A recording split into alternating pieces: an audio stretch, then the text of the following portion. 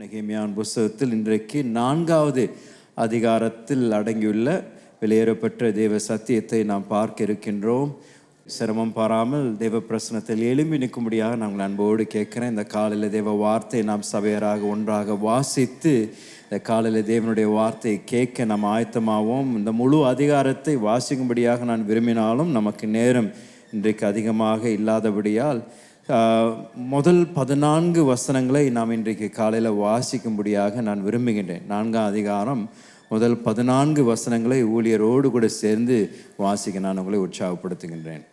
நாங்கள் அலங்கத்தை கட்டுகிற செய்தியை சன்பல்லாத் கேட்டபோது அவன் கோபித்து எரிச்சலடைந்து யூதரை சங்கந்தம் பண்ணி, அந்த அற்பமான யூதர் செய்கிறது என்ன?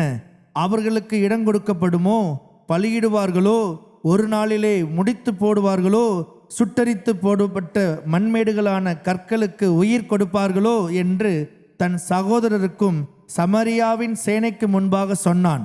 அப்பொழுது அம்மோனியனாகிய தொபியா அவன் பக்கத்தில் நின்று, அவர்கள் கட்டினாலும் என்ன? ஒரு நரி ஏறிப்போனால் அவர்களுடைய கல் மதில் இடிந்து போகும் என்றான். எங்கள் தேவனே, நாங்கள் அவமதிக்கப்படுகிறதை கேட்டு அவர்கள் நிந்திக்கிற நிந்தையை அவர்கள் தலையின் மேல் திருப்பி அவர்களை சிறையிருப்பின் தேசத்திலே சூறைக்கு ஒப்புக்கொடும். அவர்கள் அக்கிரமத்தை மூடி போடாதேயும், அவர்கள் பாவம் உமக்கு முன்பாக கொலைக்கப்படாதிருப்பதாக. கட்டுகிறவர்களுக்கு மனமடி உண்டாக பேசினார்களே. நாங்கள் அலங்கத்தை கட்டி வந்தோம், அலங்கமெல்லாம் பாதி மட்டும் ஒன்றாய் இணைந்து உயர்ந்தது. ஜனங்கள் வேலை செய்கிறதற்கு ஆவலாய் இருந்தார்கள். எருசலேமின் அலங்கத்தை கட்டுகிற வேலை வளர்ந்து வருகிறது என்றும் இடிக்கப்பட்ட இடங்கள் அடைபட்டு வருகிறது என்றும் சன்பல்லாத்தும் தொபியாவும் அரபியரும் அம்மோனியரும் அஸ்தோத்தியரும் கேட்டபோது அவர்கள் மிகவும் எரிச்சலாகி எருசலேமின் மேல் யுத்தம் பண்ண எல்லாரும் ஏகமாய் வரவும் வேலையை தடுக்கவும் கட்டுப்பாடு பண்ணினார்கள். ஆனாலும் நாங்கள் எங்கள் தேவனை நோக்கி ஜெபம் பண்ணி அவர்கள் நிமித்தம் இரவும் பகலும் ஜாமம் காக்கிறவர்களை வைத்தோம். அப்பொழுது யூத மனிதர், சுமைக்காரரின் பலன் குறைந்து போகிறது, மண்மேடு மிச்சமாய் இருக்கிறது, நாங்கள் அலங்கத்தை கட்டக்கூடாது என்றார்கள்.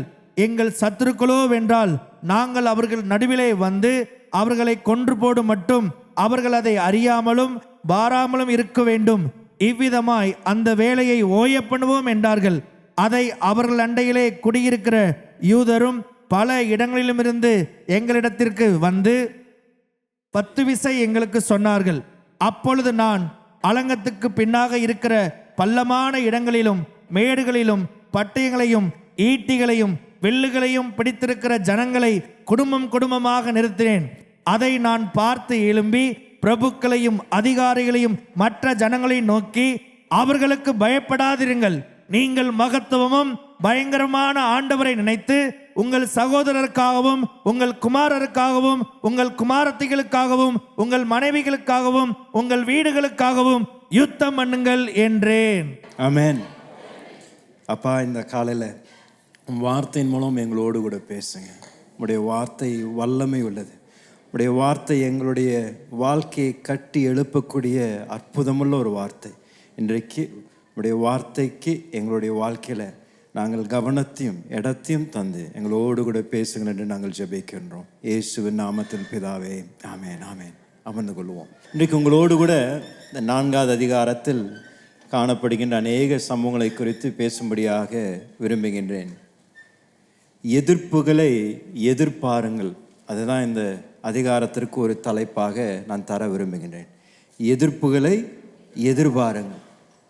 இந்த எதிர்ப்புகளை எப்பொழுது நாம் எதிர்பார்க்கணும் என்றால், எப்பொழுது தேவனுக்காகவும் தேவ ராஜ்யத்திற்காகவும் ஏதாவது செய்யணும் என்று நாம் செயல்பட ஆரம்பிக்கின்றோமோ அப்பொழுது நிச்சயமாகவே எதிர்ப்புகள் நம்மை நோக்கி வரும்.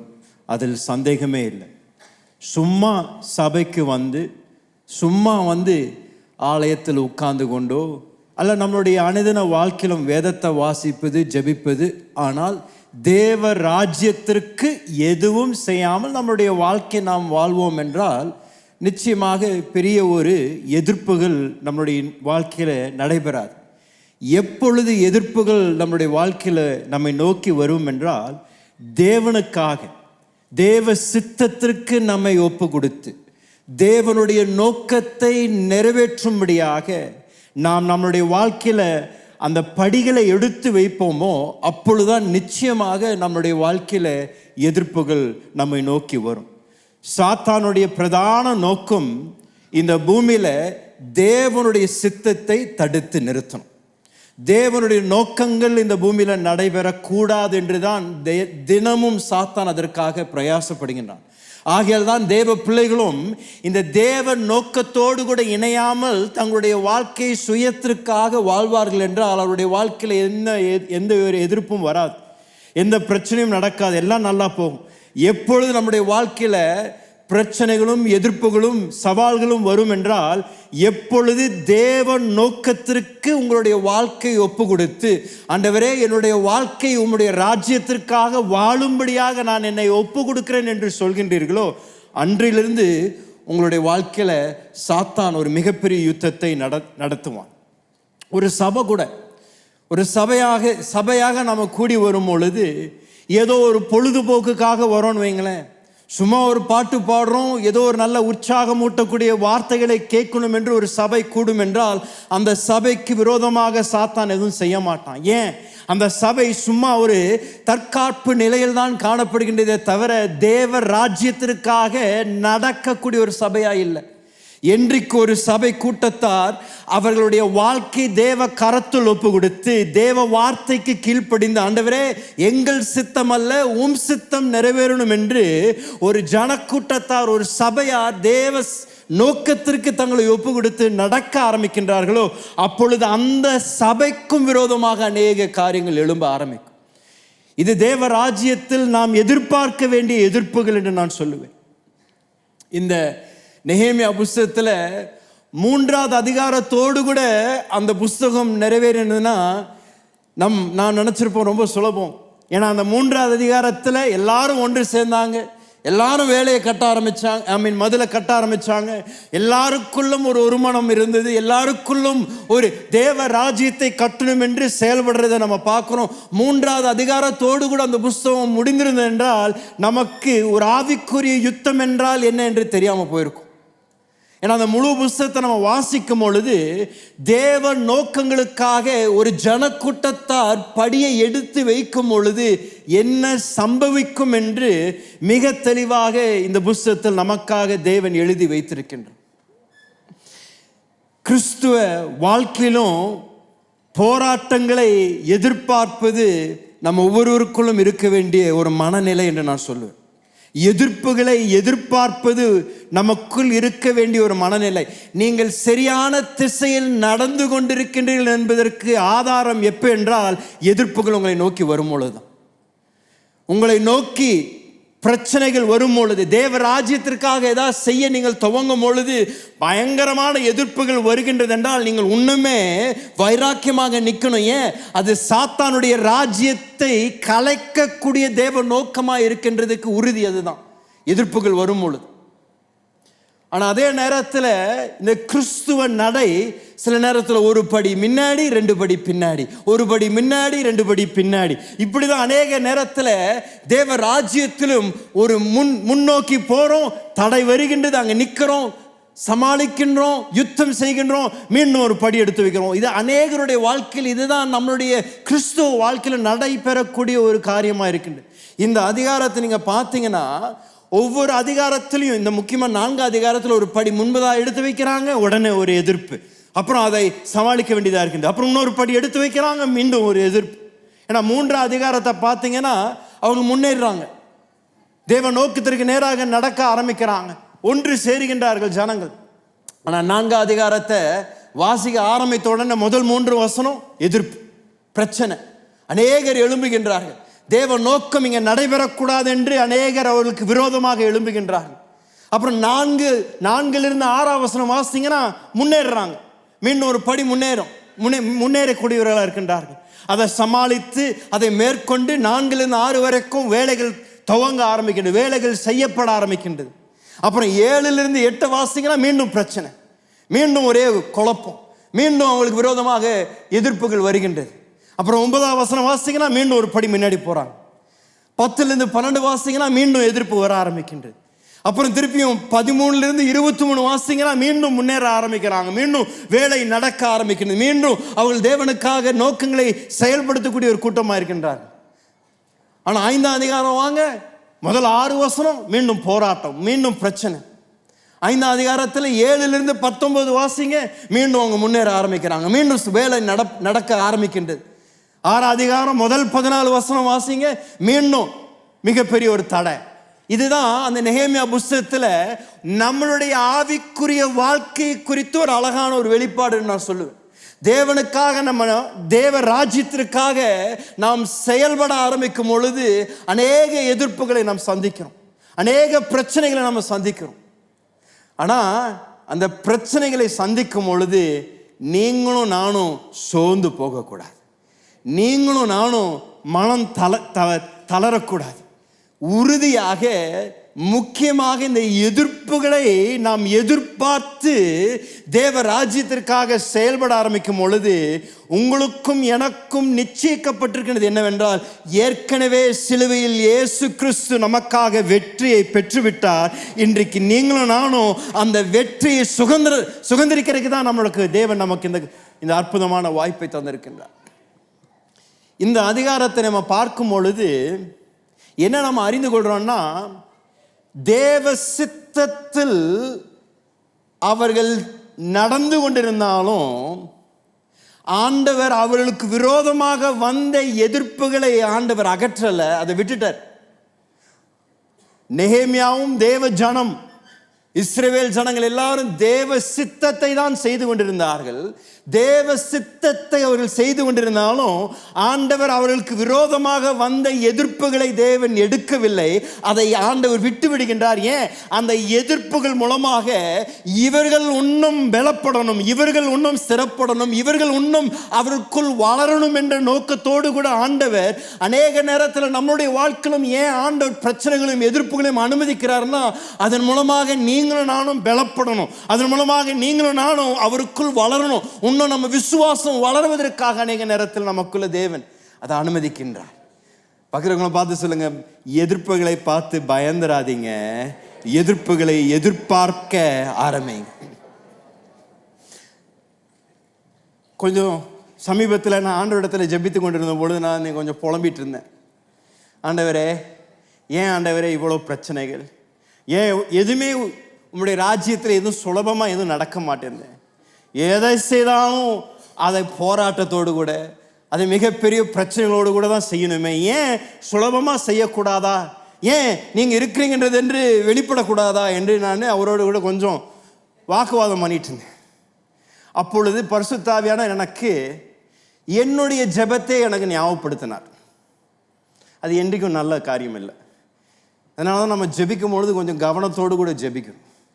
பரிசுத்த ஆவியானவர் எனக்கு ஞாபகப்படுத்தினார், ஏய் நீ தானே ஜெபம் பண்ணும்பொழுது நீ சொன்னியே, உன்னுடைய அப்பாக்கும் தாத்தாக்கும் இருந்த விசுவாசத்தின் அனுபவம் எனக்கும் வேணும்னு சொல்லி சொன்னியே, அந்த விசுவாச அனுபவம் எப்படி வரும் அப்படின்னு கேட்டார். ஆமாம் ஆண்டவரே, நீங்கள் சொல்கிறது சரிதான். விசுவாச அனுபவம் என்பது சும்மா ஒரு பரிசாக கொடுக்கப்படுவதில்லை, போராட்டத்தோடு கூட தான். மிகப்பெரிய எதிர்ப்புகளை மேற்கொள்ளும் பொழுதுதான் அந்த விசுவாசத்தின் அனுபவங்களை நம்ம பெற்றுக்கொள்கிறோம். அதற்கு பிறகு பரிசுத்த ஆவியானவர் என்ன ஞாபகப்படுத்துற, நீ தானே ஜெபிக்கும் பொழுது வைராக்கியமாக ஜெபித்த, ஆண்டவரே என்னுடைய கரங்களை போருக்காக ஆயத்தப்படுத்துங்கள் என்று ஜெபிச்சியே, போருக்காக ஆயத்தப்படுத்தணும் என்ன சும்மா உட்காந்துட்டே உனக்கு கரம் போருக்காக ஆயத்தமாகும்னு நினைக்கிறியா? சில நேரத்தில் நம்ம ஜெபிக்கும் பொழுது கவனமாக ஜெபிக்கணும். என்ன ஜெபிக்கிற ஜெபங்களுக்கு ஆண்டவர் நிச்சயம் பதில் தருவார். ஆண்டவரே என்னை பொறுமைசாலியாக மாற்றுங்கன்னு சொல்லி ஜெபிச்சிங்கன்னா நாளையிலிருந்து உங்கள் பொறுமையை சோதிக்கிறதுக்குனே 10 பேர் பரிசுத்த ஆவியானவர் அனுப்புவார். ஆண்டவரே நான் ஒரு நல்ல புருஷனாக இருக்கணும்னு சொல்லி ஜெபிச்சிங்கன்னா அந்த நல்ல புருஷனாக இருப்பதற்குனே அடுத்த 10 நாளைக்கு உங்கள் மனைவி உங்களோடு நல்லா சண்டை போடுவாங்க. ஜெபிக்கும் போது கவனத்தோடு ஜெபிப்பது அவசியம். ஏன்? இந்த எதிர்ப்புகளை அநேக நேரத்தில் கிறிஸ்துவர்கள் எதிர்பார்ப்பதில்லை. அவங்க நினைக்கிறாங்க, நான் இயேசு இடத்துல வந்தால் எல்லாம் சமாதானம், எல்லாம் நல்லா இருக்கும், எனக்கு எல்லாம் வாய்த்துரும், எனக்கு வர வேண்டியதெல்லாம் வந்துடும், எனக்கு தள்ளப்பட்டதெல்லாம் நான் இயேசுக்கு ஆமான்னு சொல்லிட்டேன்னா எனக்கு எல்லாம் கொடுத்துருவாங்க. ஐயா, அதை போல பெரிய பொய் யார் உங்களுக்கு சொல்ல, சொல்லியிருந்தால் நீங்கள் அதை நம்பக்கூடாது. ஏன்னா இயேசு இடத்துல வரனால பிரச்சனைகள் முடிவதில்லை, பிரச்சனைகள் பார்த்தீங்களா? அதை சொல்ல மாட்டீங்க நிறைய பேர். 10 பேர் தான் இங்கே முன்னாடி இருக்கிறவங்க சொல்கிறாங்க. உண்மையாக சொல்கிறேன், இயேசுவை பின்பற்றணும்னா அது ஒரு மிகப்பெரிய ஒரு பாடுள்ள போராட்டம் நிறைந்த ஒரு வாழ்க்கை ஐயா. அதை நீங்கள் ஒவ்வொருவரும் அதை புரிந்து கொள்வது அவசியம். அதனால தான் இப்படிப்பட்ட பாடல்கள் எழுதப்பட்டது. இயேசுவின் பின்னால் நான் போக துணிந்தேன். ஏன் துணிந்தாங்க? அது மிகப்பெரிய ஒரு கடினமான ஒரு தீர்மானமாக இருந்தது. அந்த தீர்மானத்திற்கு பெரிய விளைவுகள் இருந்தது. அந்த தீர்மானத்தை நிமித்தம் குடும்பத்தை இழந்தாங்க, அவங்க தீர்மானத்தை நிமித்தம் அவங்க சொத்தை இழந்தாங்க, அவங்க தீர்மானத்தை நிமித்தம் அவங்க மானத்தையும் மரியாதையை இழந்தாங்க. ஆனாலும் அவங்க தீர்மானித்தாங்க, இயேசுவுக்கு பின்னால நான் போக நான் துணிந்துட்டேன்யா. ஏன் அந்த துணிச்சல்? அவங்களுக்கு அந்த படி எடுத்து வைக்கும் பொழுது அவங்களுக்கு தெரியும், இந்த பாதை ஒரு கடினமான ஒரு பாதை, இது போராட்டம் நிறைந்த ஒரு பாதை, கண்ணீர் நிறைந்த ஒரு பாதை. ஆனா இதெல்லாம் தற்காலிகம். நான் எதிர்பார்க்கக்கூடிய நித்திய ராஜ்யத்திற்குள் நான் பிரவேசிக்கும் பொழுது என்னுடைய விசுவாச போராட்டத்திற்கு ஒரு கிரீடம் காத்து கொண்டிருக்கின்றது. நல்லது உண்மையும் உத்தமுள்ள மகனே என்று சொல்லுவதற்காக நான் எதையும் சந்திப்பதற்கு நான் ஆயத்தமா இருக்கிறேன். இந்த எதிர்பார்ப்பு, எதிர்ப்புகளுக்கு எதிர்பார்ப்பு இல்லாதனால் அநேக கிறிஸ்தவர்கள் சோர்ந்து போயிடுறாங்க. இந்த அதிகாரத்தில் குறைந்தது ஒரு 6 எதிர்ப்புகளை குறித்து நான் பேச விரும்புகிறேன். நெகேமியாவும் இஸ்ரவேல் ஜனங்களும் அந்த வேலையை துவங்கின உடனே சத்ரு அவளுக்கு விரோதமாக எழும்புறான். தேவ ராஜ்யம் கட்டப்படக்கூடாது, இஸ்ரவேல் ஜனங்கள் மீண்டும் சிறப்படக்கூடாது என்று அவன் மிக தீவிரமாக தேவ ஜனத்திற்கு எதிராக செயல்படுவதை நாம் பார்க்கிறோம். முதலாவது அவன் செய்யக்கூடியது என்னன்னா, அவளுக்கு விரோதமாக கோபத்தை எழுப்புகின்றான். அவளுக்கு விரோதமாக கோபத்தை எழுப்புகின்றான். முதலாவது வசனத்தை வாசிக்கும் பொழுது 4ஆம் அதிகாரத்தில், நாங்கள் அலங்கத்தை கட்டுகிற செய்தியை சன்பல்லாத்து கேட்டபோது அவன் கோபித்து எரிச்சல் அடைந்து யூதரை சங்கந்தம் பண்ணி. சன்பலாத் என்ற மனிதன் சமாரியாக்கு ஒரு தலைவனாக இருந்தான். அதுவரைக்கும் அவர் நல்ல ஒரு சௌரியமான ஒரு வாழ்க்கையை வாழ்ந்து கொண்டிருந்தான், வசதியான வாழ்க்கையை வாழ்ந்து கொண்டிருந்தான். அவனுக்கு பணம், யூதர்கள் அடிமைதனத்தில் இருந்தபடியால், யூதர்கள் பயத்தில் வாழ்ந்தபடியால் இவனுக்கு அது நிமித்தம் ஒரு பலன் உண்டு. அதனால் அதுவரைக்கும் அவன் அந்த இடத்தில் மிகப்பெரிய ஒரு அதிகாரியாக இருந்தான். நெகேமியா வந்து பாழாய் கிடந்த இந்த அலங்கத்தை அவன் மீண்டும் திரும்ப கட்ட ஆரம்பித்த உடனே சன்பலாத்துக்குள்ளே இருந்த ஒரு மிகப்பெரிய கவலை என்னன்னா, இவர்கள் அந்த பாழாய் கிடக்கின்ற இந்த மதிலை கட்டிட்டாங்கன்னா அவளுக்குள் தைரியம் வந்துடும், அவளுக்குள் ஒரு பாதுகாப்பு வந்துருச்சுன்னா என்னை தேடி வரமாட்டாங்க. இனி அவங்க அப்போனா எனக்கு வர வேண்டியது வராது, எனக்கு கொடுக்க வேண்டிய பணத்தை கொடுக்க மாட்டாங்க, நான் அவங்களுக்கு கொடுக்கக்கூடிய பாதுகாப்பை தேடி வரமாட்டாங்க. அதனால் இவங்கள் எப்பொழுதும் பயத்தில் வாழணும், இவங்க எப்பொழுதும் இந்த நிலையில தான் காணணும், இவங்களுக்கு ஒரு ஆசீர்வாதம் வரக்கூடாது, இவங்களுக்கு எந்த விதத்திலும் முன்னேற்றம் வரக்கூடாது என்ற நோக்கத்தோடு கூட சன்பலாத்து மிக எரிச்சலோடு கூட எழும்புறான். நீங்க இயேசுவை பின்பற்றேன்னு சொல்லுங்க, அநேகருக்கு எரிச்சல் வரும், கோபம் வரும். இன்றைக்கும் நம்முடைய தேசத்தில், நம்முடைய பட்டணத்திலையும் நீங்கள் வசித்து கொண்டிருந்த அந்த வீட்டில் சும்மா வசித்து கொண்டிருந்தீங்கன்னா ஒன்றும் பிரச்சனை இல்லை. நீங்கள் வேலைக்கு போகிறீங்க, திரும்பி வரீங்க, நீங்கள் நல்ல எல்லாரும் போல வாழ்க்கையை வாழ்ந்தீங்கன்னா யாரும் உங்களை ஒன்றும் பிரச்சனை பண்ண மாட்டாங்க. ஆனால் அதே வீட்டில் நீங்கள் என்றைக்கு இந்த வீட்டை நான் ஒரு ஜீவக்குழு நடத்துவதற்காக நான் திறந்து கொடுக்க போகிறேன், இந்த வீட்டில் ஒரு ஜெபம் நடக்கணும், இந்த வீட்டில் அநேகர் கூடி இயேசுவை மகிமைப்படுத்தணும் என்று ஒரு தீர்மானம் பண்ணுங்க, அன்றைக்கு உங்கள் தெருவில் இருக்கின்ற அத்தனை பேர் உங்களுக்கு விரோதமாக எழும்புவாங்க. கோபம் வரும், எரிச்சல் வரும். இன்றைக்கும் அநேக நேரத்தில் அநேக சகோதரர்களுடைய சாட்சியை கேட்டிருக்கிறேன். இந்த பட்டணத்தில் வாடகைக்கு போய் கேட்கும் பொழுது கிறிஸ்துவன் என்று சொன்ன அநேகருக்கு வீடை தருவதில்லை, கிறிஸ்துவர்களுக்கு வீடை வாடகையாக கொடுப்பதில்லை இந்த பட்டணத்தில். ஏன் அப்படி நடக்குதுன்னு யோசிக்கிறீங்க? ஏன் அப்படி நடக்குதுன்னு நினைக்கிறீங்க? பவுல் சொன்னது போல நாம் மாம்சத்தோடும் இரத்தத்தோடும் நாம் யுத்தம் செய்வதில்லையா. இந்த பட்டணத்தின் மேல ஒரு அதிகாரி இருக்கிறான், இந்த பட்டணத்தின் மேல ஒரு அசுத்த ஆவி ஒன்று இருக்கின்றது. உங்கள் தெருக்களுக்கென்றே நியமிக்கப்பட்ட குட்டி பிசாசுகள் உண்டையா. உங்கள் தெருக்களை ஆளுகை செய்யணும் என்றே சாத்தான் அவனுடைய ராஜ்யத்தில் பல குட்டி பிசாசுகளை கொடுத்து அதை பாதுகாக்கும்படியாக அவனை வைத்திருக்கின்றான். அப்ப யோசிச்சு பாருங்க, தேவ பிள்ளை அந்த இடத்துல வீதியில சும்மா இல்லாம இங்க ஜெபத்தை ஆரம்பிக்கணும்னு சொன்னோன்னே அந்த குட்டி பிசாசுக்கு பயமும் எரிச்சல் வராம இருக்குமா இல்லையா? நிச்சயம் வரும். ஏன்? அவனுக்கு நடுக்கம். ஏன்? ஒரு தேவ பிள்ளை இந்த இடத்துல இந்த வீதியில ஜெபிக்க ஆரம்பிச்சுட்டானா அந்த இடம் என்னுடையதா இல்லை, அது தேவ ராஜ்யத்திற்கு கொடுக்கப்படும் என்ற பயத்தினால எரிச்சலோடு கூட அநேகரை எழுப்புவோம், அநேகர் கோபத்தோடு எழுப்புவோம். ஏன்? அவனுடைய பிரதான நோக்கம் தேவனுடைய ராஜ்யம் கட்டப்படக்கூடாது. இது இன்றைக்கு நடக்கிறது இல்லை, இயேசு நாட்களே நடந்தது. மத்தேயு 8ஆம் அதிகாரத்தை வாசித்தீங்கன்னா 29ஆம் வசனம் நினைக்கிறேன். ஆண்டவர் அங்கே ஊழியம் செய்யும் பொழுது அந்த ஒரு விசேஷத்தை ஊருக்கு போன உடனே அந்த ஊரில் இருந்த பிசாசெல்லாம் அலற ஆரம்பிக்கின்றது, பயப்பட ஆரம்பிக்கின்றது. இயேசுவை பார்த்த உடனே தேவகுமாரனை உமக்கும் எனக்கும் என்ன அப்படின்னு கேட்குறாங்க.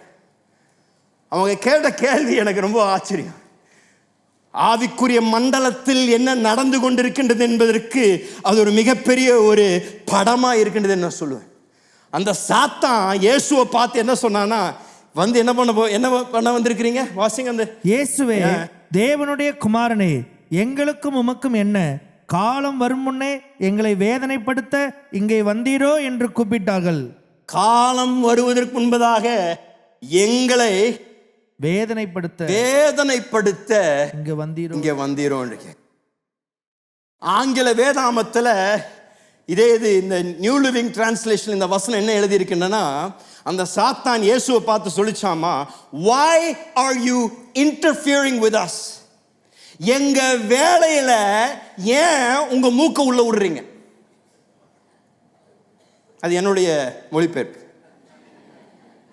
நான் உங்களை பார்த்து சொல்றேன், என்றைக்கு தேவ பிள்ளைகள் அவர்களுடைய வாழ்க்கையை தேவ நோக்கத்தோடு கூட இணைத்து தேவ ராஜ்யத்திற்காக படி எடுத்து வைக்கிறாங்களோ அந்த வீதியில அந்த தெருவில் இருக்கிற அத்தனை பிசாசும் நடுங்க ஆரம்பிக்கும். ஏன்னா தேவன் ஏற்கனவே சொல்லிட்டாரு, என் ராஜ்யம் கட்டப்படும், அது முடிவில்லாத ராஜ்யம், என் சபையை நான் கட்டுவேன், பாதாளத்தின் வாசல்களை மேற்கொள்ளாது என்று ஏற்கனவே வெற்றி பெற்ற இயேசு நமக்கு வெற்றியை தந்து நீ செய்ய சொன்ன பின்பதாக நாம் படி எடுத்து வைத்த பின்பதாக எந்த பாதாளத்தின் அதிகாரமும் எந்த சாத்தானின் வல்லமையும் எந்த மனிதன் யுத்தியும் தேவ ராஜ்யத்தை தடை பண்ணாது. நான் இன்றைக்கு தீர்க்க தரிசனமாக சொல்லுகின்றேன், கோயம்புத்தூருடைய நாள் வந்து விட்டது, இந்த தேசத்தின் நாள் வந்து விட்டது. அது எப்போ நாம் பார்க்க ஆரம்பிப்போம் என்றால், தேவ பிள்ளைகள் தேவ நோக்கத்தோடு தங்களை இணைத்து பயப்படாமல், கோபம் அவளுக்கு மேல் நேராக வந்தாலும், எரிச்சல் அடைந்து அநேகர் எழும்பினாலும், எனக்கு தேவன் கொடுத்ததை, என் கரத்தில் தேவன் நம்பி இருக்கின்றதை நான் செய்வேன் என்று துணிச்சலோடு கூட எழும்பக்கூடியவர்கள் வருவார்கள் என்றால் தேவன் உங்களை கொண்டு அவருடைய ராஜ்யத்தை கட்டுவார். ஏங்க உங்களை அந்த தெருவிலிருந்து துரத்திட்டாங்களா, என்னங்க போச்சு? அடுத்த தெருவில் போய் ஆரம்பிங்க. அந்த சாத்தானும் நடுங்கட்டும். அங்கிருந்து துரத்துறாங்க, அங்க போங்க. நீங்க ஒரு 5 வருஷத்துல 10 வீடு போனாலும் நான் சொல்ற ஆவிக்குரிய மண்டலத்துல 10 பிசாசுகளை நடுங்க வச்சுட்டீங்கன்னு தான் நான் சொல்றேன். தேவராஜ்யத்திற்காக நாம் அனுபவிக்கின்ற என்ன ஒரு பாடா இருந்தாலும் அந்த பாடு ஒரு அற்புதமான ஒரு பாடையா. என்னுடைய அவமானத்திற்கும் நிந்தைக்கும் அவர் எனக்கு தேவையானதை செய்வார். நான் சேவிக்கின்ற தேவன் வல்லமையுள்ள தேவன். பக்கத்தில் இருக்கணும் பார்த்து சொல்லுங்க, எதிர்ப்புகளை எதிர்பாருங்க. ஒரு சபையை கட்டணும் என்றால், தேவராஜ்யம் விரிவாக்கம் அடையணும் என்றால், இந்த தேசத்தில் தலைமுறையாக ஆளுகை செய்து கொண்டிருக்கின்ற இந்த அசுத்த ஆவிகளை விரட்டுவதற்காக தேவ பிள்ளைகள் எழும்பும் பொழுது இந்த தேசத்திலும் இந்த பட்டணத்திலும் ஒரு மாற்றம் ஏற்படும். தேவ ராஜ்யம் வரும், வெளிச்சம் வரும். ஐயா, உங்களுடைய வீதி தேவன் உங்களை ஒரு பிரதிநிதியாக அனுப்பியிருக்கிறார். நீங்கள் தேவனுடைய ஸ்தானாதிபதி. தேவ ராஜ்யத்திற்காக உங்களுக்கு அந்த வீடை கட்டும்படியாக தேவன் உங்களுக்கு கிருபையை தந்திருக்கிறார். அந்த மாளிகை கட்டுவது உங்கள் சௌரியத்திற்காக, உங்க வசதிக்காக இல்ல. தேவ ராஜ்யம் அங்க வரணும், தேவ மகிமை அங்க வெளிப்படணும். அதன் மூலமாக தேவ ராஜ்யத்திற்கு ஒரு மிகப்பெரிய ஒரு சேர்க்கை உண்டாகணுமாக என்றுதான் தேவன் உங்களுக்கு அந்த கிருபையை தந்திருக்கிறார். இதை நீங்க தவறா நினைச்சிடாதீங்க. தேவ பிள்ளைகளுக்கு கொடுக்கப்படுகின்ற எதுவா இருந்தாலும் தேவ நோக்கத்துக்கு தான் தரப்படுகின்றது. உங்க வேலை, உங்க வண்டி, உங்க வீடு எதுவா இருந்தாலும் அது தேவ நோக்கம்தான், வேற எதுவும் இல்லை. அதை மறந்துட்டீங்கன்னா இந்த பூமியில உங்க வாழ்க்கையை வீணாய் போய்விட்டது. உங்களுடைய சொந்த வசதிக்காக, உங்களுடைய சொந்த பேரு புகழுக்காக உங்க வாழ்க்கையை வாழ்ந்துட்டீங்கன்னா ஒரு நாள் வரும் பொழுது அவருக்கு முன்பதாய் நிற்கும் பொழுது வெக்கத்தோடு நிற்க வேண்டிய ஒரு நேரம் வரும்.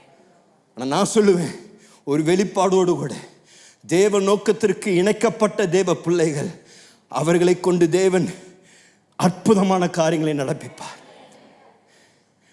இவ்வளோ வருடங்களாக இந்த இஸ்ரவேல் ஜனங்க அங்கே தானே இருந்தாங்க, அங்கே தானே வசித்து கொண்டு இருந்தாங்க. அப்போ எங்கே இருந்தான் தொபியா? அப்போ எங்கே இருந்தான் சன்பலாத்? அவன் சும்மா தானே இருந்தான்.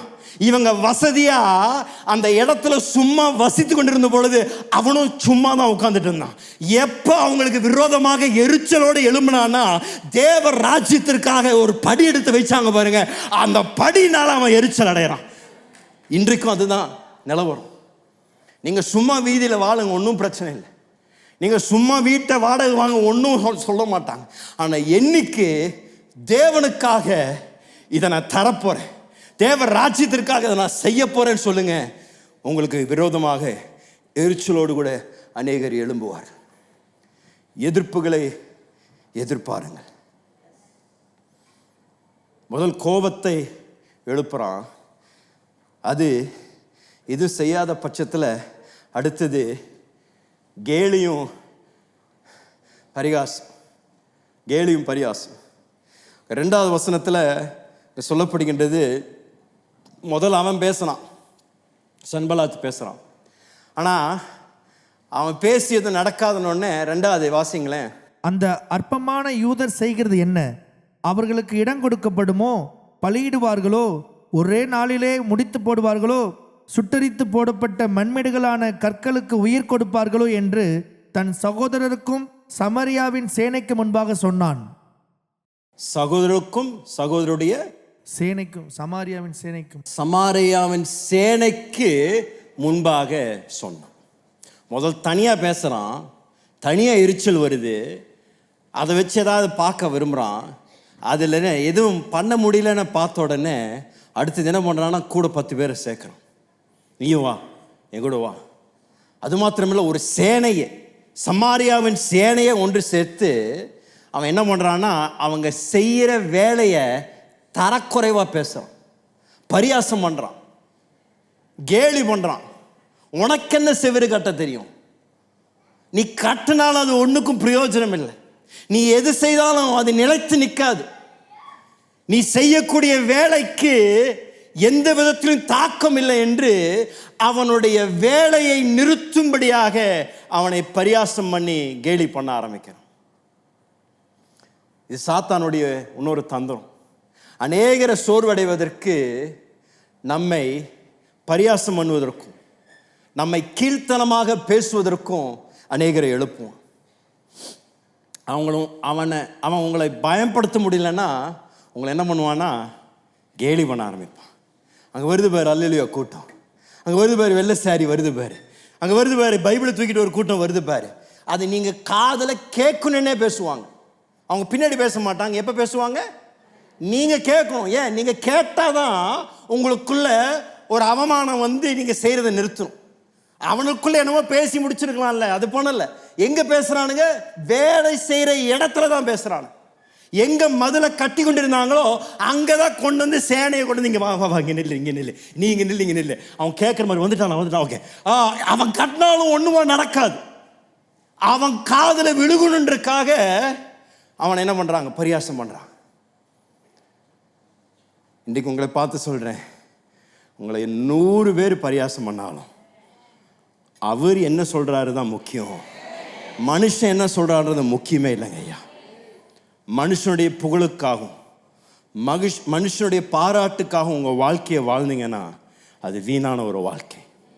உங்களுடைய நோக்கமெல்லாம் அவருடைய பாராட்டுக்காகவும் அவருடைய அங்கீகாரத்திற்காகவும் உங்களுடைய வாழ்க்கையும் என்னுடைய வாழ்க்கையும் வாழப்படணும். அன்றைக்கு அவனை சுற்றிலும் அவன் பரியாசம் பண்ணி 4ஆம் வசனம் சொல்கிறான், ஒரு நரி ஏறி போனாலும் அவளுடைய கல் மதில் இடிந்து போகும் என்றான். விழுந்து போயிடும். இவ்வளோ பெருசாக கட்டுறாங்களே, ஒன்றுத்துக்கு ஆகாது, ஒன்றுத்துக்கு நடக்காது. நம்மளுடைய வாழ்க்கையில் இப்படிப்பட்ட வார்த்தைகளை பேசி அநேகரை தேவ ராஜ்யத்தில் செயலற்ற ஒரு நிலைக்கு சாத்தான் கொண்டு வந்திருக்கான்.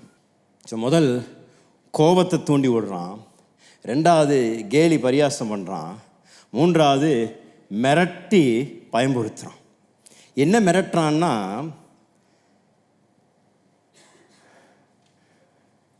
இவங்களுக்கு தெரியும் சன்பலாத்துக்கும் தொபியாவுக்கும் நேரடியாக வந்து நெகேமியாவுடைய வேலையை எதிர்க்க முடியாது.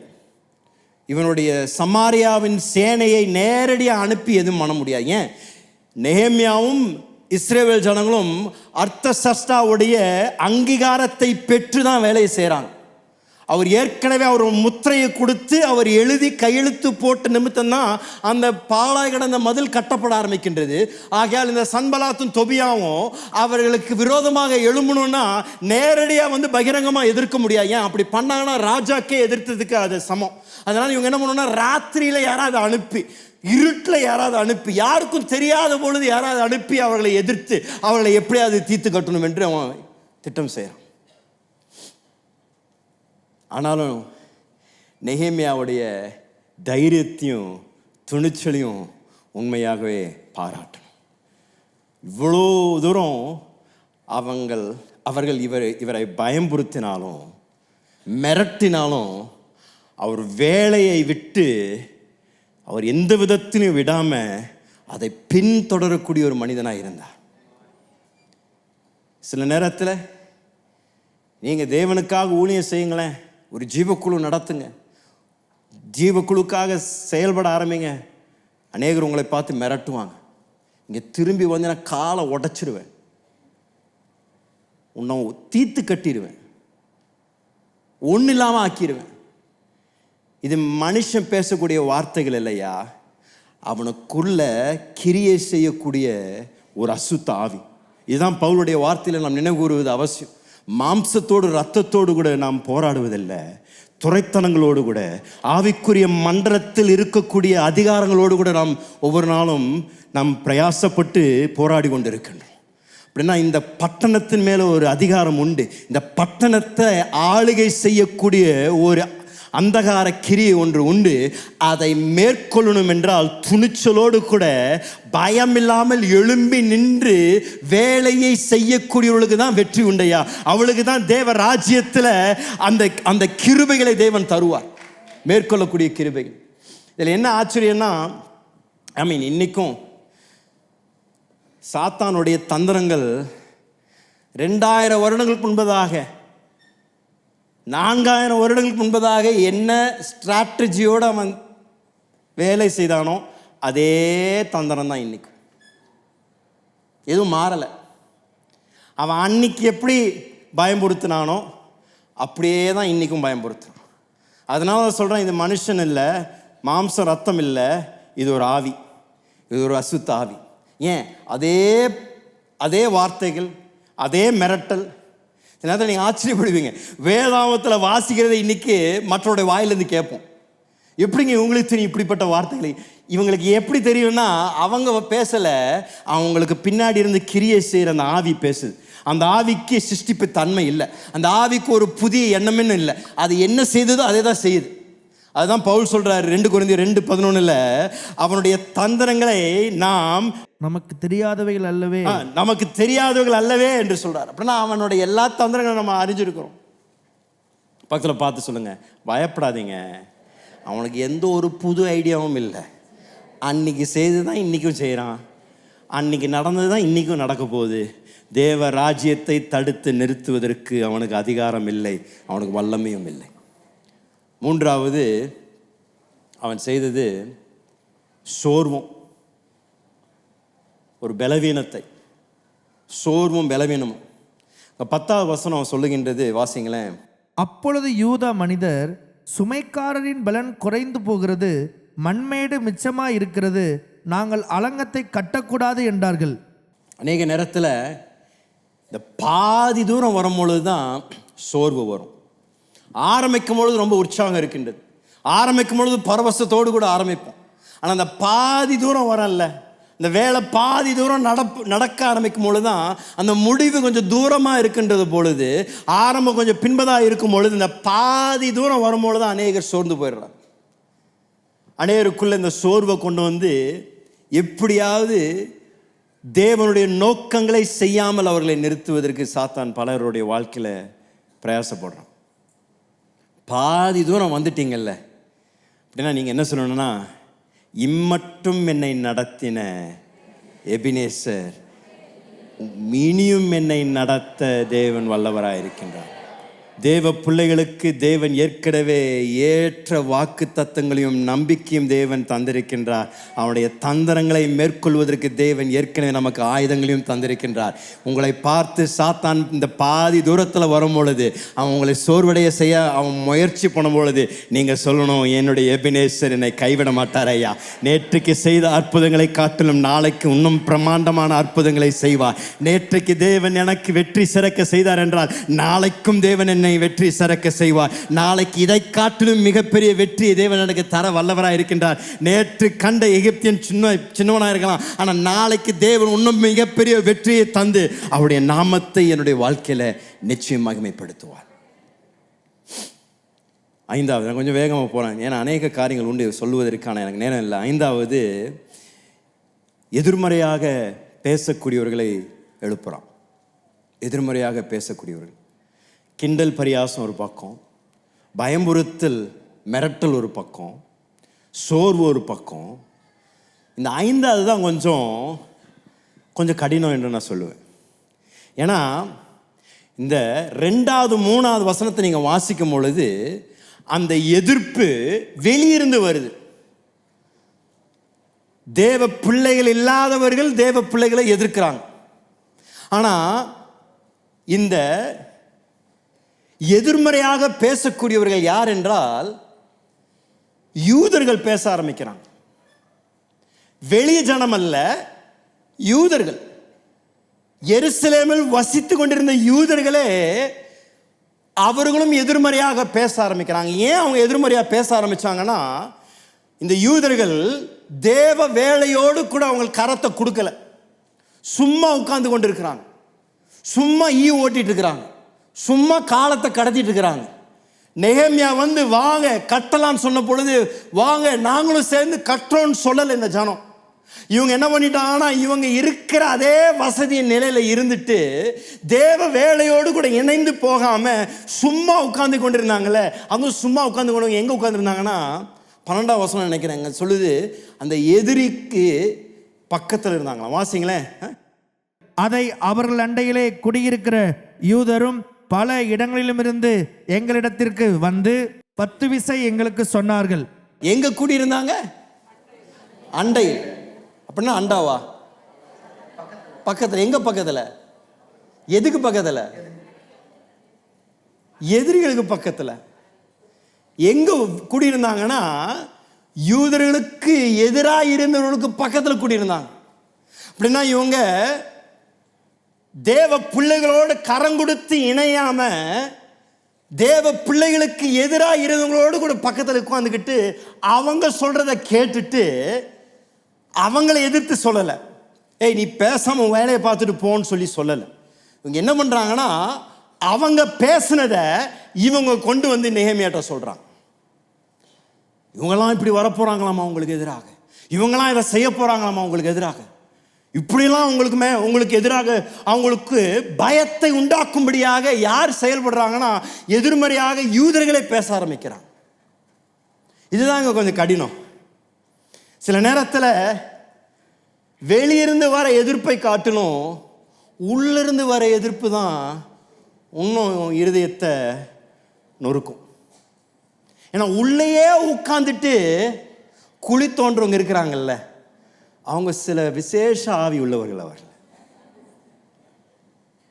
அவங்க சபையிலே உட்கார்ந்துட்டு இந்த சபை ஒன்றுத்துக்கும் பிரயோஜனம் இல்லை, இந்த சபை அவங்க ஒன்றும் பணத்தில் உண்மை இல்லை. இந்த சபையில் அவங்க சொந்தத்துக்கு தான் செய்கிறாங்க. இந்த சபையில் இப்படி செய்கிறாங்க, இந்த சபையில் அப்படி செய்கிறாங்க. இது சரியான பாலிடிக்ஸ் நடந்த இடங்க. இங்கே என்ன பிரச்சனை தெரியுமா, அப்படி பிரச்சனை இப்படி பிரச்சனைன்னு சொல்லிக்கிட்டு எங்கே இருக்கிறாங்க?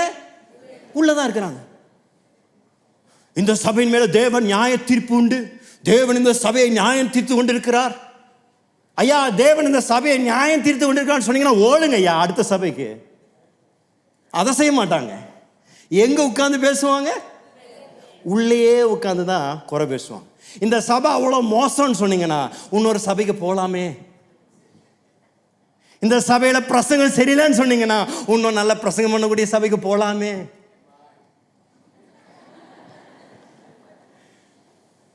சில நேரத்தில் அவங்களுக்காகவே ஜெபிக்க வேண்டியது அவசியமா இருக்கு. ஆண்டவரே, அவங்க தோண்டின குழியில் அவங்களே உழுகட்டும் ஆண்டவரே. அவங்க பேசுகிற வார்த்தை சரி, அது அடுத்த பாயிண்ட் நெகேமியாவோட ப்ரேயர். ஆனால் நெகேமியாவுக்கு இதுதான் பிரச்சனை நினைக்கிறேன். ஏன்னா யூதர்கள் ஏன் மனம் தளர்ந்தாங்கன்னா, சன்பலாத்து தொபியா மிரட்டலை, சன்பலாத்து தொபியா வந்து பேசலை. அவருடைய சகோதரர்கள் யூதர்களே வந்து 10 முறை, எவ்வளோ முறைங்க? 10 முறை வந்து பயங்காட்டுறாங்க. ஐயோ வந்துட போகிறாங்க, ஐயோ வந்துட போகிறாங்க, முடிஞ்சுது, உங்கள் வேலை முடிஞ்சுது, நாளைக்கு உங்களை தீர்த்து கட்டிடுவாங்களாமா, நாளைக்கு உங்கள் வேலை முடிஞ்சுது. அவங்க என்ன சொல்லியிருக்காங்க? ஐயா பயப்படாதீங்க, நான் அவங்க பக்கத்தில் தான் இருக்கேன், அவன் என்னை தாண்டி ஒரு படி வரமாட்டான்யா, நான் பார்த்துக்கிறேன்னு சொல்ல வேண்டியவன் அவனுடைய பேச்சை கேட்டு ஓடி வந்து இவங்களை பயன்படுத்துகிறான். இதுதாங்க பிரச்சனை. மற்றவர்கள் சபையை குறித்து தீமையாய் பேசும் பொழுது வைராக்கியமாக சபைக்கு எழும்பி பேசாம இவங்க என்ன பண்ணுவாங்க? அவங்களுக்கு தலையாட்டிட்டு வந்து சபையில கெடுதி உண்டாக்குவாங்க. ஐயா, நான் சொல்றேன், தேவ பயமற்ற வாழ்க்கையை வாழாதீங்க. அவருடைய சபையை குறித்து அவர் மிக வைராக்கியம் உடையவர். அவருடைய மனவாட்டி ஐயா சபை. மனவாட்டியை மனவாட்டியை தவறாக நடத்தி பேசி புறங்கூறுனீங்கன்னா அந்த மாதிரி நியாய தீர்ப்பு வேற யாருக்கும் வராது. நான் ஏதோ உங்களை பயன்படுத்துறதுக்காக சொல்லலை. தேவ பயம் உங்களுக்குள்ள இருந்ததுன்னா உங்கள் வாயை கவனமாக பார்க்கறது அவசியம். ஏன்னா நீங்கள் உள்ளே உட்காந்துக்கிட்டு புறம் பேசுனீங்கன்னு வைங்களேன், உள்ளே உட்காந்து குறை பேசுனீங்கன்னு வைங்களேன், உண்மையாக தேவன் அதுக்கு நிச்சயம் கணக்கு கேட்பார். அதுக்கு நான் சொல்றேன், இதை விட்டுட்டு இன்னொரு இடத்துக்கு போங்க. எந்த இடத்துல உங்க இருதயம் இணைக்கப்படுதோ, எந்த இடத்துல அந்த தலைவரோடு கூட நீங்க இணைந்து போறதுக்கு உங்களுக்கு எல்லா வாய்ப்புகள் இருக்கோ அங்க போய் சேருங்களே தவிர, ஆனா இருக்கிற இடத்துல உட்கார்ந்து கொண்டு குறை பேசி அந்த தலைமைத்துவத்திற்கு விரோதமாக பேசி கொண்டிருந்தீங்கன்னா, இன்றைக்கு நான் உங்களை பார்த்து சொல்றேன், எச்சரிக்கையாக ஐயா, தேவ பயத்தோடு வாழுங்க. இல்லாவிட்டால் உங்களுடைய வாழ்க்கை ஆசீர்வாதத்தை இழந்து வாழுவீங்க ஐயா.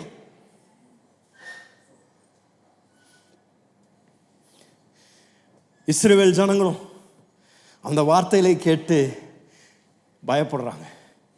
அவனுடைய 6வது எதிர்ப்பு தான் பயம்.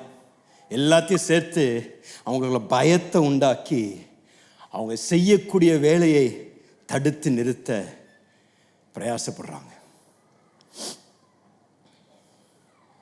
இந்த 14ஆம் வசனம் சொல்லுகின்றது, வாசிங்களேன்.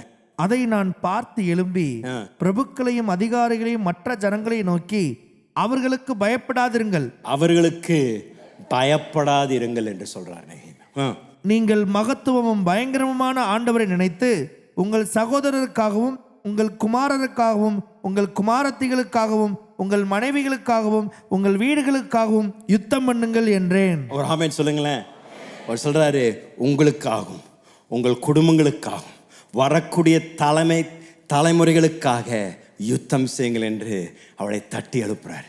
இப்போ நான் நெகேமியா சொல்றாரு, இன்றைக்கு நீங்கள் செய்து கொண்டிருக்கின்ற வேலை தற்காலிகமான வேலை இல்லையா, நீங்கள் செய்து கொண்டிருக்கின்ற வேலை தேவ ராஜ்யத்தின் அற்புதமான வேலை. அந்த வேலை நிலைத்து நிற்கும். அந்த வேலை தலைமுறையாக நிலைத்து நிற்கும். அது உங்களுக்கும் உங்கள் குடும்பத்திற்கும் உங்கள் பிள்ளைகளுக்கும் உங்கள் பிள்ளைகளின் பிள்ளைகளுக்கும் அது ஒரு ஆசீர்வாதமாக இருக்கும்படியாக தான் இன்றைக்கி நீங்கள் செயல்பட்டு கொண்டிருக்கிறீங்க. ஆனால் தைரியமாக செய்யுங்க என்று அவருடைய கண்ணோட்டத்தை தூர பார்வை கண்ணோட்டமாக இருக்கும்படியாக நெகேமியா அவளை தட்டி எழுப்புறாரு. ஐயா, இவங்களை பார்த்து பயந்துராதீங்க, இந்த தற்காலிகமான பிரச்சனையை பார்த்து பயந்துராதீங்க, இந்த தற்காலிகமான எதிரியை பார்த்து பயப்படாதீங்க. நீங்கள் செய்து கொண்டிருக்கின்ற வேலை நித்தியத்துக்கு சம்பந்தப்பட்ட வேலை. நீங்கள் செய்து கொண்டிருக்கின்ற வேலை தலைமுறையாக தேவன் உங்களையும் உங்கள் குடும்பத்தையும் உங்கள் பிள்ளைகளின் பிள்ளைகளை ஆசீர்வதிக்கக்கூடிய அற்புதமான வேலையா இருக்கின்றபடியால நீங்க தைரியமாக இருந்து யுத்தம் செய்யுங்கள் என்று நெகேமியா அவளை பார்த்து சொல்றார். பக்கத்தில் பார்த்து சொல்லுங்க, தைரியமா இருங்க, தைரியமா இருங்க, பயப்படாதீங்க, தைரியமா இருங்க. தேவ வேலையை செய்து கொண்டிருக்கின்ற உறுதி இருந்தா தைரியமா செய்யுங்க. ஏன், அவருடைய வேலையை செய்து எந்த ஒரு மனிதனும் மடிந்து போனதில்லை. அந்த வேலை நிச்சயம் தேவன் நிலைத்து நிறுத்துவார். இவ்வளோ எதிர்ப்புகள் வரும் பொழுது அதை எப்படி சந்தித்தார்கள் என்று பார்க்கும் பொழுது சீக்கிரமாக இதை நான் சும்மா குறிப்பாக நான் சொல்லிட்டு நான் உங்களோடு கூட ஜெபிக்க விரும்புகிறேன். 4 காரியங்கள் நான் சொல்ல விரும்புகிறேன் அவங்க செய்தது. முதலாவது, அவர்கள் சத்தத்தை உயர்த்தி ஒரு மனத்தோடு கூட ஜெபித்தார்கள். எதிரி அவர்களுக்கு விரோதமாக வந்த பொழுது ஜெபம்தான் அவருடைய மிகப்பெரிய ஒரு ஆயுதமாக இருந்தது. ஜெபத்தினால அவருடைய எதிரிகளை மேற்கொண்டார்கள் என்று நாம் பார்க்கணும். அதுவும் நம்முடைய வாழ்க்கையில் எதிர்ப்புகள் வரும் பொழுது நாம் செய்ய வேண்டிய முதல் காரியம் ஜெபம். நாம் செய்ய வேண்டிய முதல் காரியம் தேவனை தேடுவது. அவருடைய ஜெபத்தை நீங்கள் கவனிச்சிங்கன்னா 4ஆம் வசனத்துலையும் 9ஆம் வசனத்தையும் கொஞ்சம் வாசிங்களேன். எங்கள் தேவனே, நாங்கள் அவமதிக்கப்படுகிறதை கேட்டு அவர்கள் நிந்திக்கிற நிந்தையை அவர்கள் தலையின் மேல் திருப்பி அவர்களை சிறையிருப்பின் தேசத்திலே சூறைக்கு ஒப்புக்கொடும்.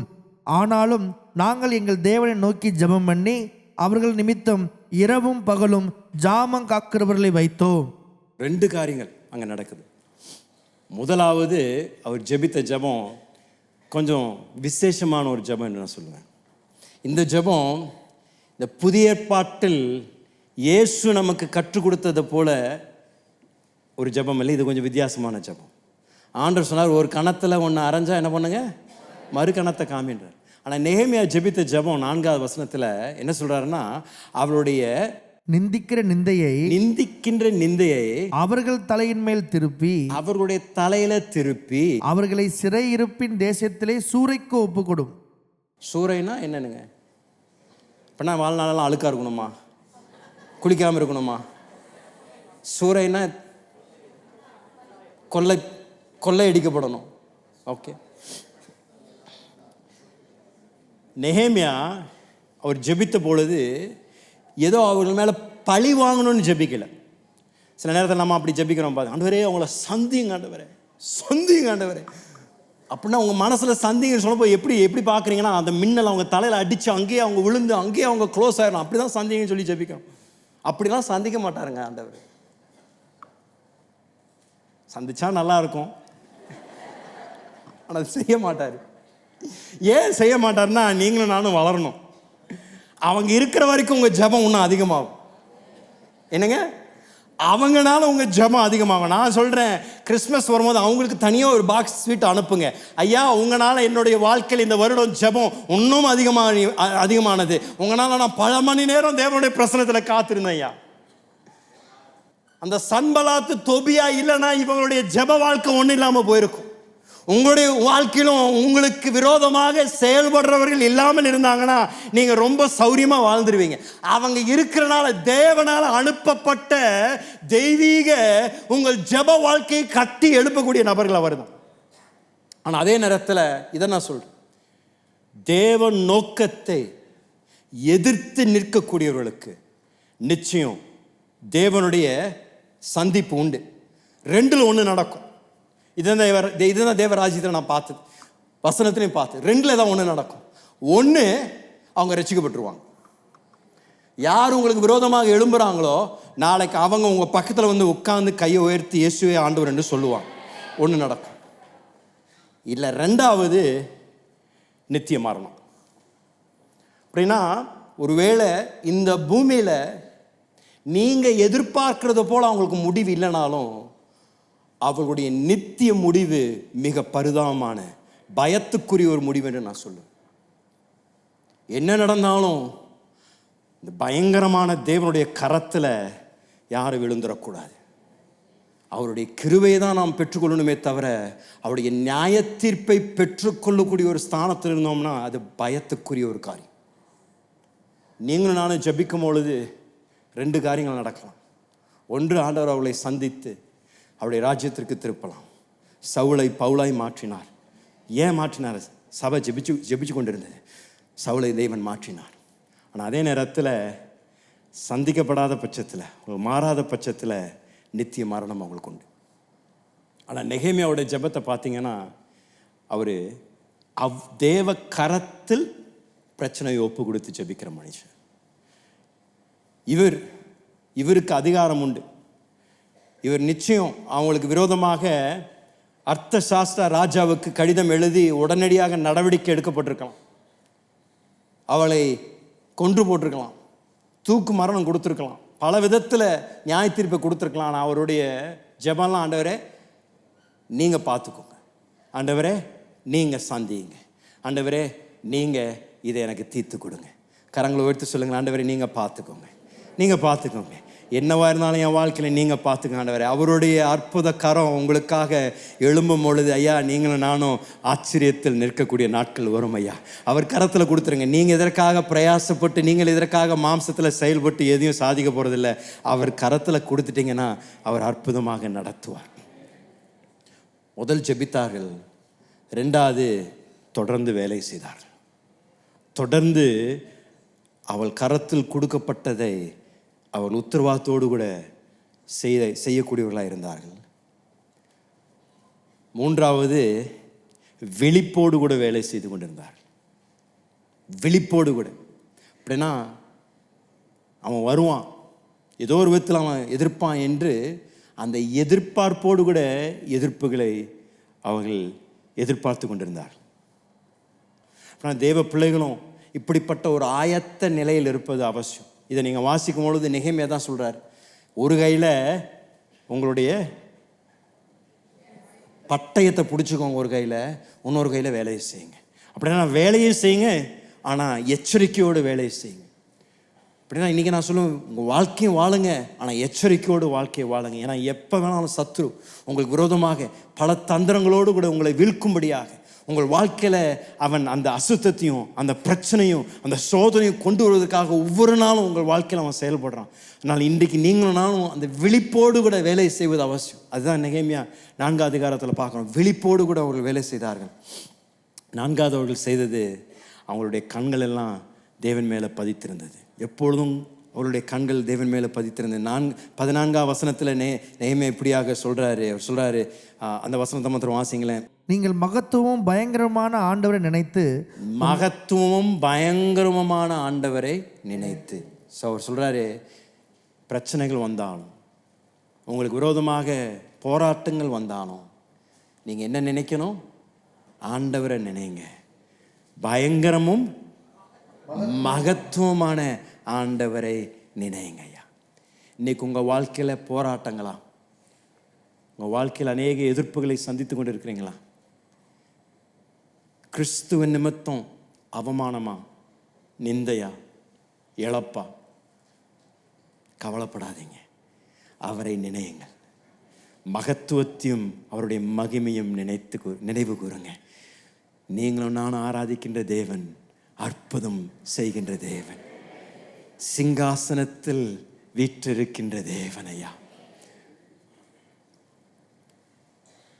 அவர் என் பட்சத்தில் இருப்பார் என்றால் மனிதன் எனக்கு என்ன செய்ய முடியும்? பக்கத்தில் பார்த்துருங்க, அவர் என் கூட இருந்தாருன்னா மனுஷன் என்ன செய்ய முடியும்? இந்த 4வது அதிகாரம் எதற்காக நமக்காக கொடுக்கப்பட்டிருக்குன்னா, எதிர்ப்புகளை எதிர்பார்க்கக்கூடிய நிலையில் நம் வாழ்க்கையை வாழ்வது அவசியம். இன்றைக்கு உங்களுடைய வாழ்க்கையில் நடந்து கொண்டிருக்கின்ற பிரச்சனைகள் நிமித்தம் சோர்ந்து போகாதீங்க. உங்களுடைய கரங்களை யுத்தத்திற்காக பயிற்சி கொடுத்து கொண்டிருக்கின்றார். உங்களை மேற்கொள்ளும்படியாக தேவன் இன்றைக்கு உங்களை பயிற்றுவிட்டு கொண்டிருக்கின்றார். உங்களை முற்றிலும் ஜெயம் கொள்கின்ற அந்த நிலையில் தேவன் நிறுத்தும்படியாக இப்போதைக்கு சில பிரச்சனைகள், சில சோதனைகள் வழியாக போய் கொண்டிருக்கின்றீங்க. அதெல்லாம் தற்காலிகம், அதெல்லாம் போய்விடும். இன்றைக்கு இருக்கும், நாளைக்கு போயிடும். ஆனால் உங்களுக்கு இருக்கக்கூடிய விசுவாசம், வெளியேற பெற்ற விசுவாசம், தங்கத்தை காட்டிலும் வெளியேறப்பட்டது, வெள்ளியை காட்டிலும் வெளியேறப்பட்டது. அதை கொஞ்சம் ஆண்டவர் நெருப்பில் போட்டு அதை சுத்தப்படுத்தி கொண்டே இருக்கின்றார். ஏன்? அவருக்கு முன்பதாக நிற்கும் பொழுது நல்லது, உண்மையும் உத்தமம் உன்னைய மகனே என்று சொல்லக்கூடிய வார்த்தைகளுக்காக இன்றைக்கு நீங்களும் நானும் சில பிரச்சனைகளை சந்தித்து கொண்டிருக்கின்றோம். சோர்ந்து போகாதீங்க, கர்த்தர் உங்களோடு கூட இருக்கின்றார். எதை துவங்கினாரோ அதை தேவன் நிச்சயம் முடிப்பார். எதை சொன்னாரோ அதை செய்வார். அவருடைய வார்த்தைகள் நிலை மாறாது. வானமும் பூமியும் ஒளிந்து போனாலும் அவருடைய வார்த்தை என்றென்றும் நிலைத்து நிற்கும். ஆகையால் தான் இன்றைக்கு தேவ பிள்ளைகள் தங்களுடைய வாழ்க்கை அவருடைய வார்த்தையில் கட்டக்கூடியவர்களாக இருக்க வேண்டியது அவசியம். ஏன்னா உங்களுடைய வாழ்க்கை அவருடைய வார்த்தையின் மேல் கட்டப்பட்டிருக்கும் என்றால் காற்று வீசினாலும் புயல் அடித்தாலும் உறுதியுள்ள அஸ்திபாரம் உள்ள ஒரு வீடாக இருக்கும். எழுமினில் உங்களோடு கூட நான் ஜெபிக்க விரும்புகிறேன். இந்த காலையில் நெகேமியா 4 அதிகாரம் உங்களுக்கு ஒரு உற்சாகத்தை கொடுக்கக்கூடிய ஒரு அதிகாரமாக இருப்பதாக. இந்த எதிர்ப்புகளை எதிர்பார்ப்போடு கூட நீங்கள் சந்திக்க தேவன் உங்களுக்கு அந்த கிருபையும் அந்த உற்சாகத்தையும் உங்களுக்கு தருவாராக. சோர்ந்து போகாதீங்க, சோர்ந்து போகாதீங்க. தேவன் உங்களோடு கூட இருக்கிறாரு. அவர் உங்கள் பட்சத்தில் இருந்தானா உங்களுக்கு வெற்றி ஏற்கனவே நிர்ணயிக்கப்பட்டிருக்கு ஐயா. நீங்கள் நிச்சயமாக வெற்றி சிறப்பீங்க. தேவனுடைய வார்த்தைகள் உங்கள் வாழ்க்கையில் நிறைவேறும். நீங்களும் நானும் அவரை நினைவு கூறுவதும் அவசியம். அவருடைய மகத்துவத்தையும் அவருடைய மிகப்பெரிய மேன்மையும் நீங்கள் அதை குறித்து நினைச்சு கொண்டே இருங்க. என்னுடைய தேவன் பெரியவர், என்னுடைய தேவன் அற்புதங்கள் செய்கின்றவர், என்னுடைய தேவன் எனக்காக விளக்காடுவார், என்னுடைய தேவன் எனக்காக நியாயம் விசாரிப்பார், என்னுடைய தேவன் எனக்காக யுத்தம் செய்வார், என்னுடைய தேவன் எனக்காக எழும்புவார் என்று நீங்கள் அதன் மேல் உங்கள் கவனத்தை வைங்க. தேவன் உங்களுக்காக அற்புதங்களை செய்வார். வனாந்திரத்தில் வழியை திறப்பார் ஐயா. வழி இல்லாத இடங்களை வழியில உண்டாக்குவார். எதுவும் நடக்காது என்று நினைத்த இடத்தில் ஆண்டவர் காரியங்களை கைகூடி வர செய்வார். தடைபட்டிருந்த காரியங்களை அற்புதமாக தேவன் நடப்பிப்பார். உங்களுடைய எதிரிகளுக்கு முன்பதாக ஒரு பந்தியை ஆயத்தப்படுத்தி உங்கள் தலையை எண்ணெயால் அபிஷேகம் பண்ணி இவன் என்னுடைய மகன், இவனுடைய மகள் என்று தலையை உயர்த்தி கனப்படுத்துவார் ஐயா. தேவன் உங்களை தேவனை நம்பி இருக்கின்றவர்கள் என்றைக்கும் வெட்கப்பட்டு போக மாட்டாங்க. கரங்களை உயர்த்துங்க. ஒரு சில நிமிடங்கள் இன்றைக்கு விசுவாசத்தோடு ஜெபிங்க. இன்றைக்கு விசுவாசத்தோடு அறிக்கை பண்ணுங்க. இன்றைக்கு என்ன எப்பேற்பட்ட பிரச்சனையாக இருந்தாலும் சரி, எப்பேற்பட்ட ஒரு சவாலாக இருந்தாலும் சரி, இன்றைக்கு கரத்தை உயர்த்தி சொல்லுங்க, ஆண்டவரே நெகேமியா போல அந்த 4ஆம் வசனத்தில் அவர் ஜெபித்த ஜெபத்தை போல உங்களுக்கு தந்துடுறப்பா, உங்களுக்கு தந்துடுறேன், இந்த பிரச்சனை உங்களுக்கு தந்துடுறேன், நீங்கள் பார்த்துக்கோங்க. நான் இந்த பாரத்தை நான் சுமக்க விரும்பலை. இந்த பிரச்சனையை குறித்து நான் சிந்தித்து என் நாட்களை கடத்த விரும்பலை. இது உங்கள் கரத்தில் கொடுத்துட்றேன், உங்க கரத்துல கொடுத்துறேன். நீங்க நியாயத்தை விசாரிக்கின்ற தேவனையா, நீதியை விசாரிக்கின்ற தேவனையா, தலைமுறையாக நியாயத்தை விசாரிக்கின்ற தேவனே, இந்த காலையில உம்முடைய ஜனங்கள் மேல ஆண்டவரே இரக்கம் பாராட்டுங்க. ஆண்டவரே எங்கள் யுத்தத்தின் மத்தியில தேவ மகிமையை நாங்கள் காண்போமாக. எங்கள் யுத்தத்தின் மத்தியில தேவனுடைய மகத்துவமான கரம் எங்களுக்காக யுத்தம் செய்வதை காண்போமாக. தேவன் எங்களுக்காக எழும்புவதை நாங்கள் காண்போமாக. நல்ல விசுவாசத்தில் ஜெபிங்க. ஆண்டவரே இந்த காலையில நாங்கள் விசுவாசத்தோடு கூட ஜெபிக்கிறோம். எதை துவங்கினீரோ அதை நீர் முடிப்பீர் ஐயா. எதை சொன்னீரோ அதை நீர் செய்வீர் ஐயா. நீர் துவங்கி எந்த ஒரு காரியத்தையும் பாதியில் நிறுத்துவதல்ல ஐயா. நீர் துவங்கியதை பூரணமாக அற்புதமாக வல்லமையோடு கூட நிறைவேற்றுகின்ற தேவனாய் இருக்கின்றபடியால் இந்த காலையில நாங்கள் உம்மை துதிக்கிறோம். உமக்கு நாங்கள் நன்றியை செலுத்துகிறோம் ஆண்டவர். ஒரு விசுவாசம், ஒரு தைரியம், ஒரு நம்பிக்கை இருதயங்களை நிரப்புவதாக இந்த காலையில். விசுவாசத்தில் தள்ளாடி ஆண்டவரே நம்பிக்கை இழந்து இந்த காலையில் நம்முடைய பிரச்சனத்தில் யாராவது நிற்பாங்கன்னா, நாங்கள் நின்று கொண்டிருக்கும் பொழுது எங்களுடைய மலைகள் மெழுகு போல உருகி தள்ளப்படுவதாக ஆண்டவர். எங்களுடைய தேவன் எங்களுக்காக எழும்புவார். எங்கள் தேவன் எங்களுக்காக யுத்தம் செய்வார். தேவன் எங்களுக்காக யாவற்றையும் அற்புதமாக செய்து முடிப்பார் என்ற அற்புத நம்பிக்கை இருதயங்களை நிரப்புவதாக நான் ஜெபிக்கிறேன். நன்றி அப்பா.